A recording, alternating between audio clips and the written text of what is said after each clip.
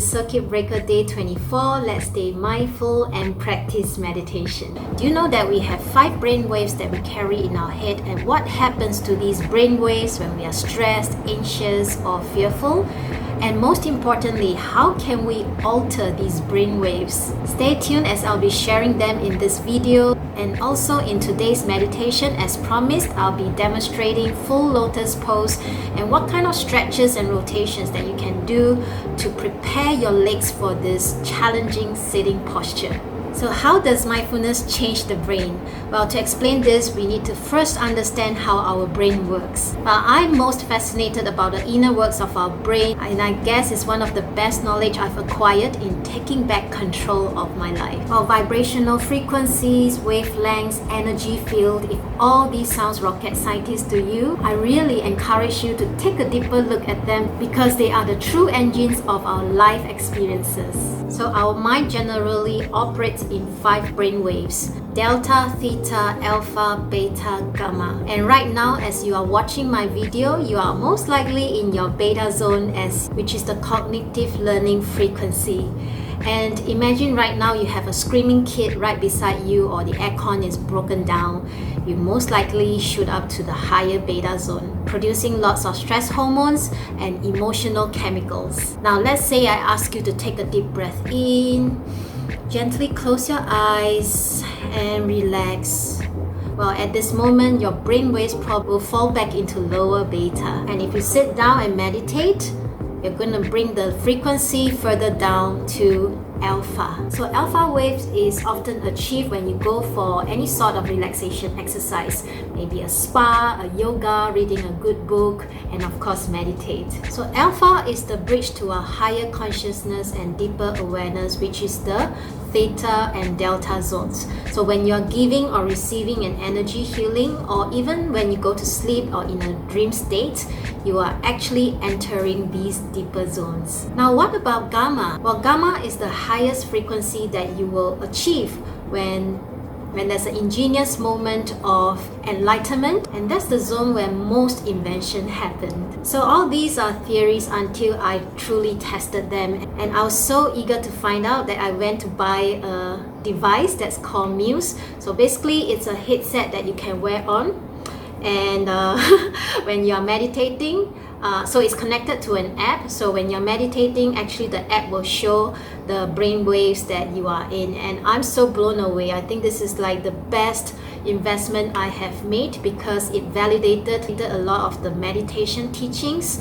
For example, focus meditation versus relaxation meditation. It really alters the brainwave very differently. So if you're curious about this device, I have added a link below my video. You can check it out and have fun with it. So folks, we'll have to stop here for today. There's so much more that I want to share with you about the brain works and mindfulness, because this is really the in-depth passion of my life. So without further ado, we are going to enter our meditation session today, whereby I'll be showing you a full lotus pose and how you can prepare your legs for this challenging sitting posture. So full lotus pose is really challenging because it requires so much flexibility in our legs. If you are a beginner to sit meditation, I'd like to remind you that this posture might be very uncomfortable and sometimes even painful. Just take it easy if you want to try this pose, and be mindful to your body. Whenever you feel pain, just stop. So the key tip for opening up your lotus sit position is really the preliminary stretches and rotations. There are several joints and muscles that we need to soften and relax to prepare the legs for crossing to this extreme position. So there are 3 joints that are mainly involved in a full lotus pose, and in fact in all the sit positions. So the first joint is our ankle, the second one is our kneecap, and the third one is actually our hip joint. So we're going to begin by doing rotation for these 3 joints. So lift your right leg up, just relax your left leg, and we're going to rotate the ankle clockwise 3 times and anti-clockwise 3 times. Okay, this should be pretty easy and common for most of you. And then we're going to rotate the kneecap. So what I love is I like to support my kneecap by holding the back of my thigh close to the bend. So I'll just rotate 3 times clockwise and then anti-clockwise 3 times. And now we're gonna rotate the hip joint, and it's like rowing a boat. So you're just gonna grab your left hand, grab the sole of your right foot, and then the other hand just grab onto the knee. So it's like rowing a boat, okay? So you just push it outwards and then close to your heart. Push it outwards, close to your heart. Push it outwards, close to your heart. Okay, so you can do the other direction as well. All right. So these are the 3 rotations that we're gonna do for the ankle, the kneecap, and the hip joint, and then we repeat it on the other side. So you have more time, you can pause the video now and do the other side before I proceed to the next exercise. Okay, great. So the second set of exercises is all about stretching our muscles, especially on the inner thighs and the outer thighs.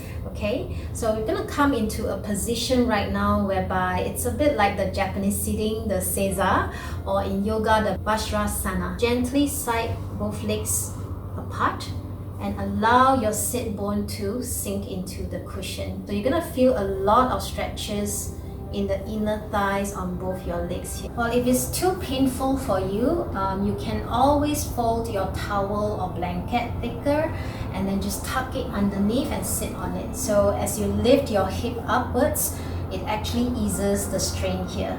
So after you get used to it, then you remove that towel and then you will feel so much more easier to stretch that inner thigh. To further stretch the inner thighs, we are going to do the butterfly flap, which is my favorite. So just bring your soles together and then just flap the wings. If you want to increase the stretch, you can also press it down this way and make use of your breaths to give you that power. So you can take a deep breath in, and then as you exhale,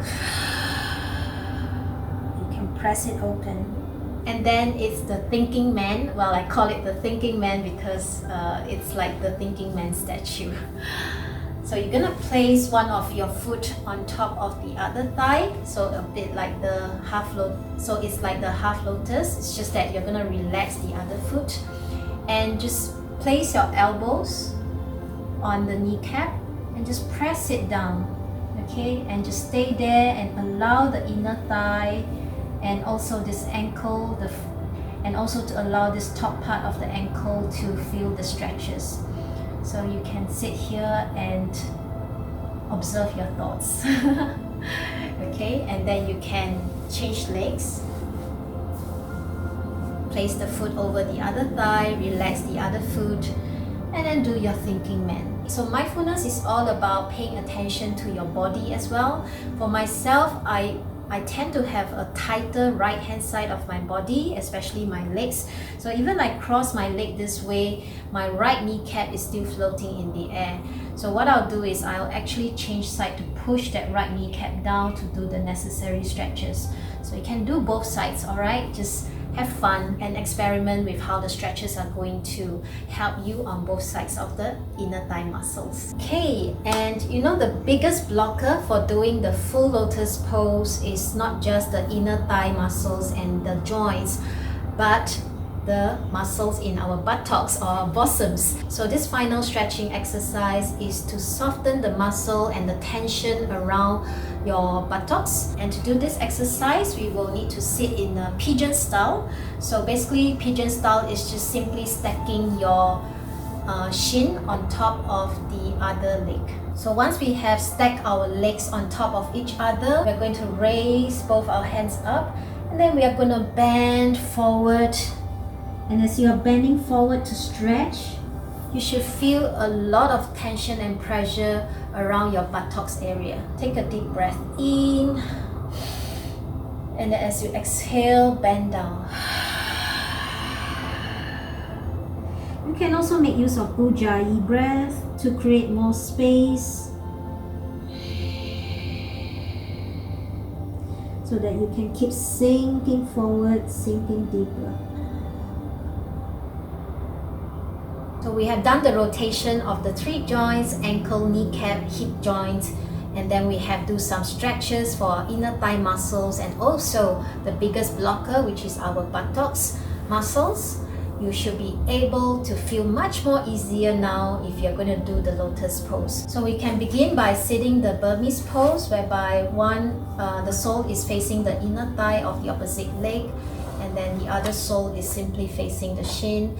And it's totally your choice. I am very much used to having the right leg on top of my left thigh. So I'm going to lift it up, okay?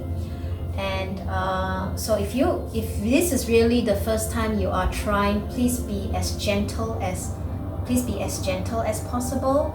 So you can just stop at the knee, or just adjust the movement and without hurting yourself too much on the kneecap. Remember, if it's painful, do stop. So I will usually bring it as far back as I can. Of course, I've been practicing this for a while now. I'm able to bring it back. When I first started, I was just really right in front of my kneecap, that's all. Okay, and then I'm gonna bring the other foot. So while holding on to my right foot, which is facing upwards, resting on my left thigh, I'm gonna press it here, and then I'm gonna bring the other foot up. Yeah, okay, so now you have a very nice full lotus pose, and I do feel the stretches and the rotation help so much. If I wake up early in the morning and then the first thing I sit down, I want to do a lotus pose, it's just so difficult. Everywhere is tight, and right now it's just so much more elastic and flexible. So and if you are doing this full lotus pose, you can even do your own foot reflexology. I mean, this is the only time we are able to actually look at the sole of our feet. And lotus pose is really like the ultimate sitting postures for a lot of meditators, because it can truly help you to stay focused and grounded. And I noticed a big difference when I meditated with a full lotus pose. Sometimes I just want to feel relaxed and go easy on myself. I will just do the Burmese sitting or easy postures like we've mentioned yesterday, just tucking both feet in, okay? So thanks for sitting with me. Wishing you a nice day ahead, and remember to stay mindful. And do join me this evening at 7:30 p.m. in Facebook. I'll be conducting a live session for a 45 minutes meditation sequence. So take good care, and I'll see you later on, or otherwise tomorrow.